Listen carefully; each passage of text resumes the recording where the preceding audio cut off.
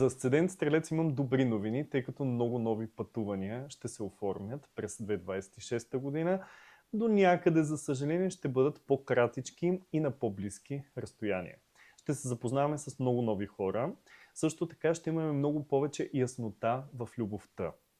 Там обаче може да претърпим и известни промени. Темата за децата ще дойде на преден план и някакси отговорностите в тази посока изведнъж ще ни се стоварят на главата и ще обмислим всъщност искам ли наистина да имам деца или пък как искам да живея живота си заедно с децата ми вкъщи, как трябва да подредя по един нов начин, така че да не ми тежат тези отговорности. Приятелствата и социалната среда ще минат през преоценка и някои хора могат да отпаднат по пътя. Важно е да се движим много повече през тази година пеша. Разбира се, това е една сравнително обща прогноза, тъй като за да имаме прецизност в астрологията, трябва да разгледам конкретно твоята натална карта.